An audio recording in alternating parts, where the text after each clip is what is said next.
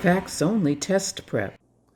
Welcome to Facts Only Test Prep. We're called Facts Only because we give you everything you need and nothing you don't when it comes to the SAT. So please enjoy the next video. Equivalent forms of parabolas. Today's lesson is about finding equivalent forms of equations dealing with parabolas. I know that sounds very specific, but I think that it's especially helpful when it comes to finding late points in the test. So once you've already hit your ceiling, where am I going to get these last 10, 20, 30 points? That phrase, equivalent form, is something that should indicate you can use the strategies that we talk about today to solve the question that you're looking at. You're going to need Test 1, Section 4, number 30, Test 2, Section 4, number 7, Test 4, Section 4, number 28, and Test 5, Section 4, number 30. Go to factsonlytestprep.com, click on the links to those tests if you need them. And I want to show you, first of all, what the two forms that I've seen on the SAT are, to this point at least.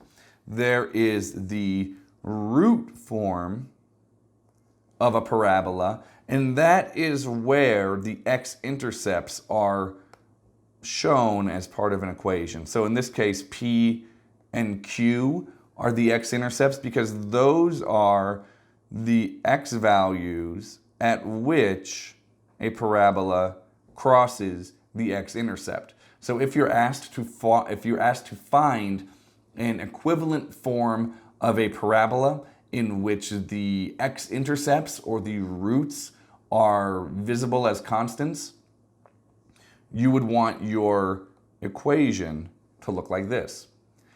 This is called the vertex form of a parabola, and in this case, H and K represent the x and y coordinates of your vertex, and the vertex is the maximum or the minimum of a parabola. And that language is important too. Maximum and minimum are kind of code words for a vertex. All right, let's start with Test 1, Section 4, number 30.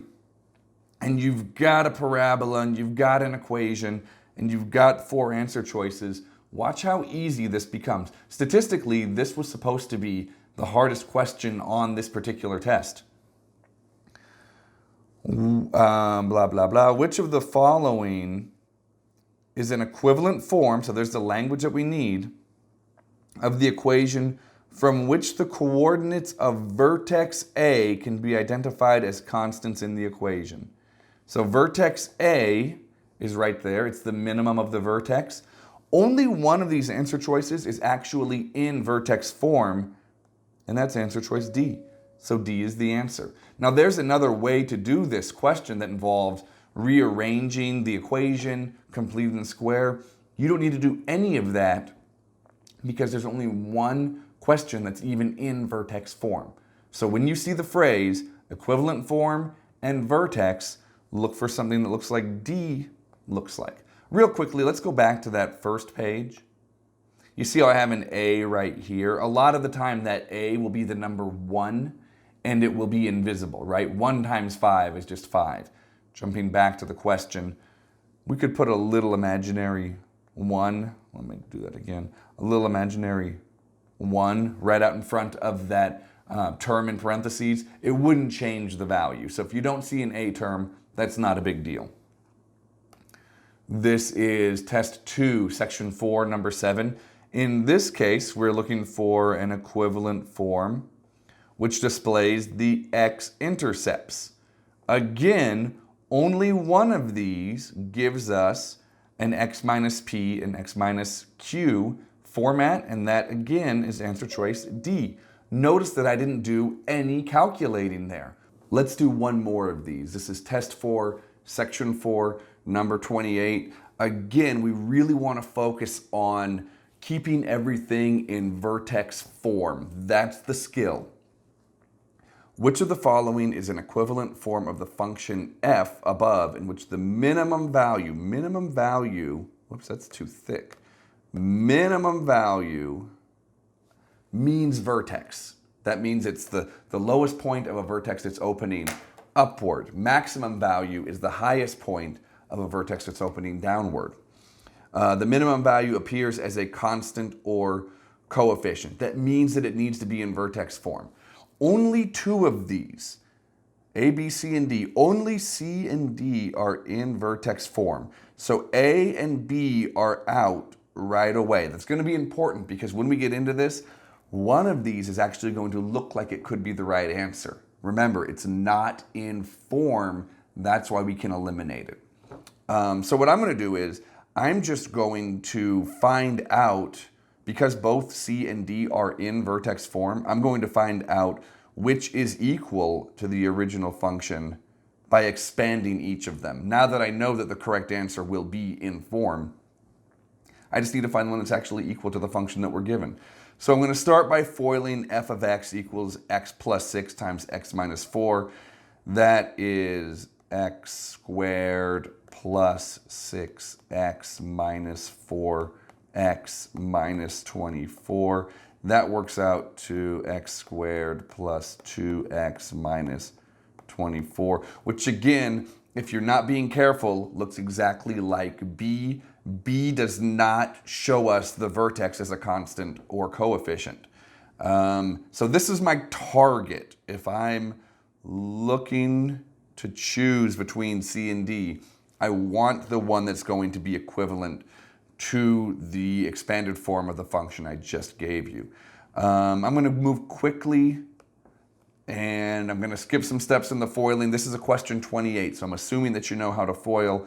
X minus 1 squared is x squared minus 2x plus, let's do a better looking plus than that, plus 1 minus 21. That is the same as x squared minus 2x plus 1 minus 21. That's minus 20. That's already different from the expanded function that I have up here. So that tells me that C is a bad choice and that I'm actually probably going to be right if I choose D. I'm going to expand this really quickly so you can see that it is the correct answer. But notice how quickly knowing the form and then being able to eliminate got us to this point. All right, x plus 1 to the second power is the same as x squared plus 2x plus 1 minus 25. And now I have x squared plus 2x minus 24. And that does match my target expression. But more importantly, or just as importantly, it's in that y equals a quantity x minus h squared plus k format that we discussed at the beginning of the lesson. If they ask you for equivalent form and make a reference to vertex, minimum, or maximum, your answer must be in that format. Okay, so that was a really, really quick solve on what should be a really, really difficult question. I want to do one more of these. This is test 5, section 4, number 30. Again, look at these late numbers, 30 and 28 and 30. You're stealing the hardest points on the test just by knowing this method. In the equation above, a is a positive constant and the graph of the equation in the xy plane is a parabola. Which of the following is an equivalent form of the equation? Okay, so they don't tell us that this has to be in root form or in vertex form, but because they use the language equivalent form, I thought that I would tack it on, especially because we're doing essentially what we did in the earlier section, or in the earlier question. If I FOIL answer choice A, I'll get x squared plus xa minus x squared plus xa. You don't need to have good handwriting to be good at this. Minus xa minus a squared. That works out to x squared minus a squared. That's no good. B, if I FOIL this, I get x squared minus x root a plus x root a. Root a times negative root a is negative a. That works out to x squared minus a. B is our answer. Don't be afraid to dive in and try multiple answer choices. The other way to get 30 right would be to recognize that x squared minus a could be interpreted as a difference of two squares. If you see it, that's great. If you don't be afraid to go to the answer choices. Good luck, everybody. Hey, thanks for watching, everybody. Make sure that you like us and subscribe and hit the notification bell. That way you'll get information on the new videos as soon as they're available. It helps us a lot. Also, visit us at factsonlytestprep.com. That's where you'll find links to the tests that I use in my lessons, along with some other resources that we prepared for you. Thanks and good luck.